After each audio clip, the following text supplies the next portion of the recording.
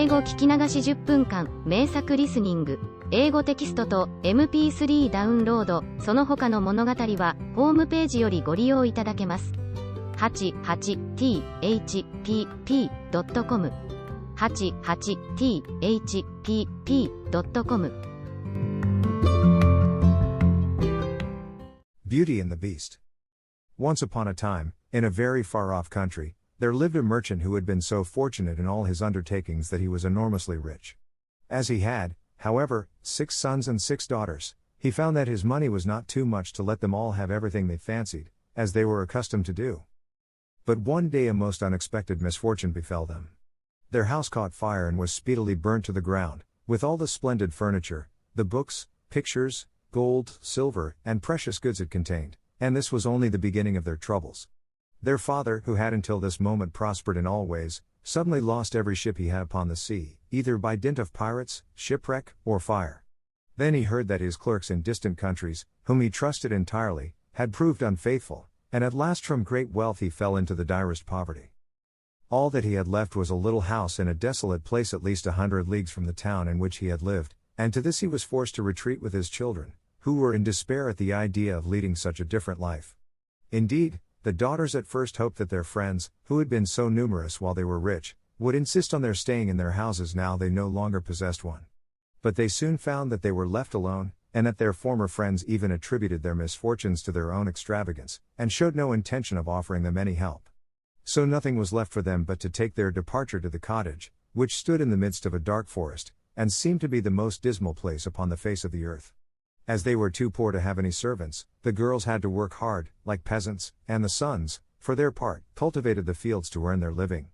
Roughly clothed, and living in the simplest way, the girls regretted unceasingly the luxuries and amusements of their former life. Only the youngest tried to be brave and cheerful.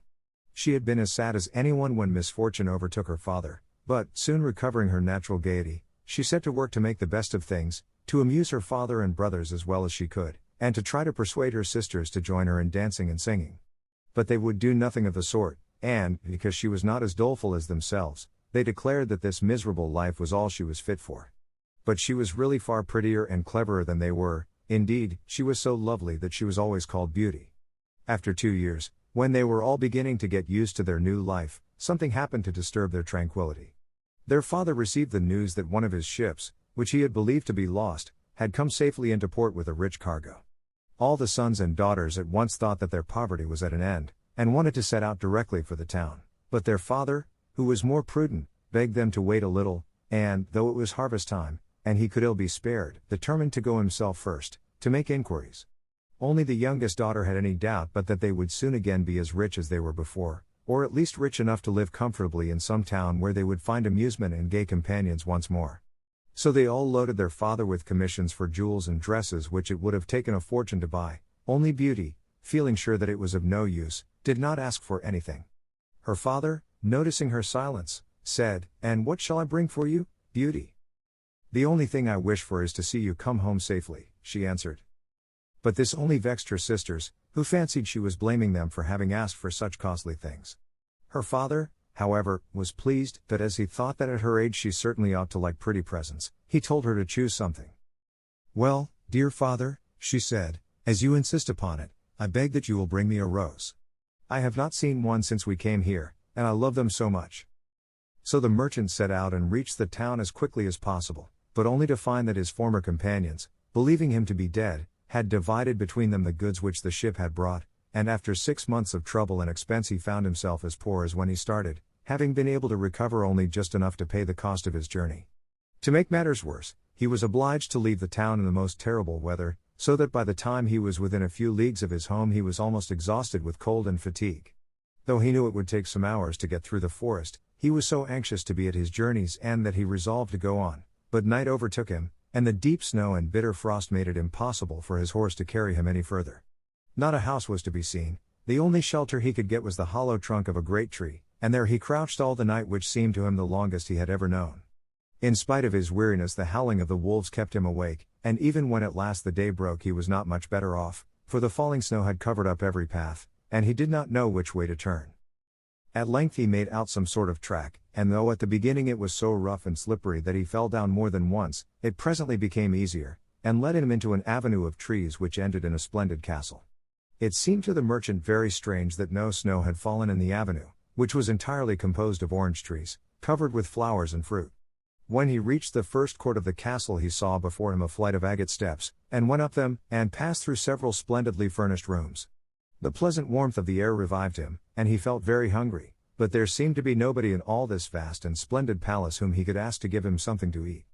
Deep silence reigned everywhere, and at last, tired of roaming through empty rooms and galleries, he stopped in a room smaller than the rest, where a clear fire was burning and a couch was drawn up closely to it. Thinking that this must be prepared for someone who was expected, he sat down to wait till he should come, and very soon fell into a sweet sleep.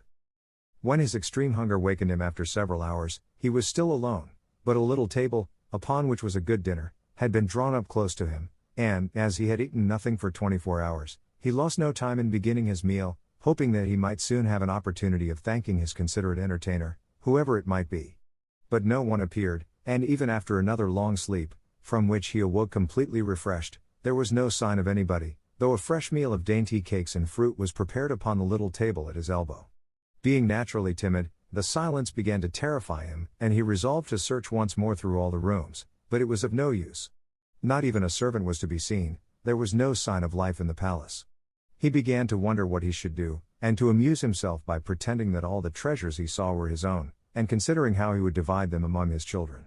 Then he went down into the garden, and though it was winter everywhere else, here the sun shone, and the birds sang, and the flowers bloomed, and the air was soft and sweet. The merchant, in ecstasies with all he saw and heard, said to himself, "All this must be meant for me. I will go this minute and bring my children to share all these delights." In spite of being so cold and weary when he reached the castle, he had taken his horse to the stable and fed it. Now he thought he would saddle it for his homeward journey, and he turned down the path which led to the stable. This path had a hedge of roses on each side of it, and the merchant thought he had never seen or smelt such exquisite flowers. They reminded him of his promise to Beauty, and he stopped and had just gathered one to take to her when he was startled by a strange noise behind him.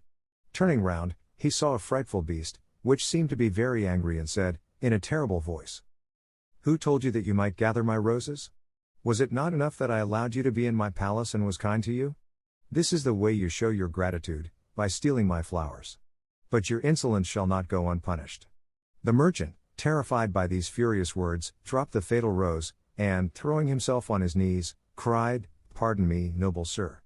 I am truly grateful to you for your hospitality, which was so magnificent that I could not imagine that you would be offended by my taking such a little thing as a rose."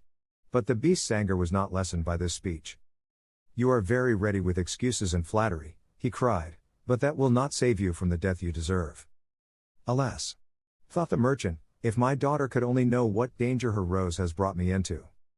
And in despair he began to tell the beast all his misfortunes, and the reason of his journey, not forgetting to mention Beauty's request. "A king's ransom would hardly have procured all that my other daughters asked," he said, "but I thought that I might at least take Beauty her rose. I beg you to forgive me, for you see I meant no harm." The beast considered for a moment, and then he said, in a less furious tone, "I will forgive you on one condition, that is, that you will give me one of your daughters."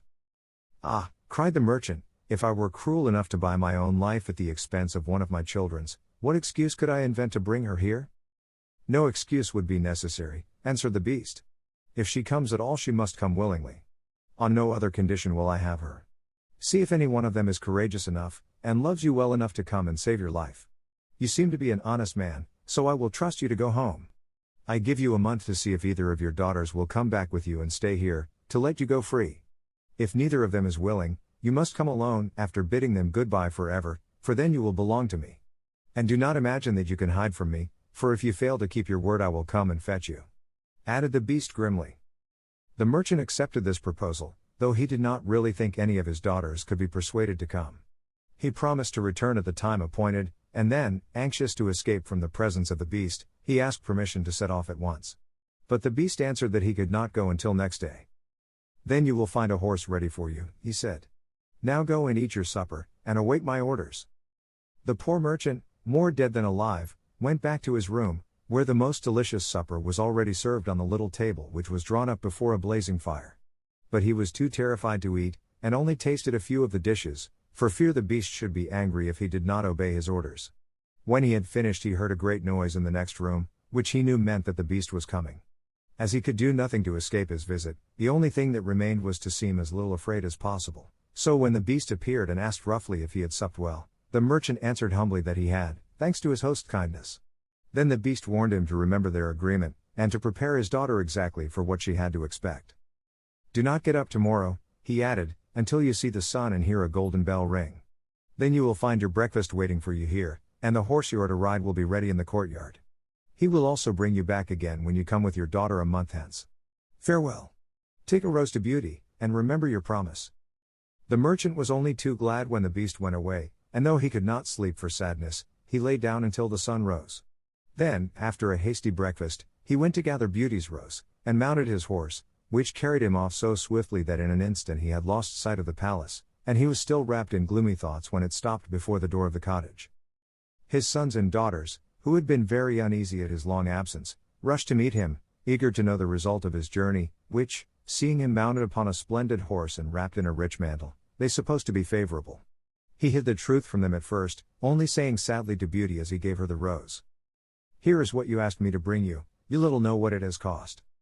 But this excited their curiosity so greatly that presently he told them his adventures from beginning to end, and then they were all very unhappy. The girls lamented loudly over their lost hopes, and the sons declared that their father should not return to this terrible castle, and began to make plans for killing the beast if it should come to fetch him. But he reminded them that he had promised to go back. Then the girls were very angry with Beauty, and said it was all her fault, and that if she had asked for something sensible this would never have happened, and complained bitterly that they should have to suffer for her folly. Poor Beauty, much distressed, said to them, "I have, indeed, caused this misfortune, but I assure you I did it innocently. Who could have guessed that to ask for a rose in the middle of summer would cause so much misery? But as I did the mischief it is only just that I should suffer for it. I will therefore go back with my father to keep his promise." At first nobody would hear of this arrangement, and her father and brothers, who loved her dearly, declared that nothing should make them let her go, but Beauty was firm. As the time drew near she divided all her little possessions between her sisters, and said goodbye to everything she loved, and when the fatal day came she encouraged and cheered her father as they mounted together the horse which had brought him back. It seemed to fly rather than gallop, but so smoothly that Beauty was not frightened. Indeed, she would have enjoyed the journey if she had not feared what might happen to her at the end of it. Her father still tried to persuade her to go back, but in vain. While they were talking the night fell, and then, to their great surprise, wonderful colored lights began to shine in all directions, and splendid fireworks blazed out before them. All the forest was illuminated by them, and even felt pleasantly warm, though it had been bitterly cold before. This lasted until they reached the avenue of orange trees, where were statues holding flaming torches, and when they got nearer to the palace they saw that it was illuminated from the roof to the ground, and music sounded softly from the courtyard. "The beast must be very hungry," said Beauty, trying to laugh, "if he makes all this rejoicing over the arrival of his prey." But, in spite of her anxiety, she could not help admiring all the wonderful things she saw. The horse stopped at the foot of the flight of steps leading to the terrace, and when they had dismounted her father led her to the little room he had been in before, where they found a splendid fire burning, and the table daintily spread with a delicious supper. The merchant knew that this was meant for them, and Beauty, who was rather less frightened now that she had passed through so many rooms and seen nothing of the beast, was quite willing to begin, for her long ride had made her very hungry. But they had hardly finished their meal when the noise of the beast's footsteps was heard approaching, and Beauty clung to her father in terror, which became all the greater when she saw how frightened he was.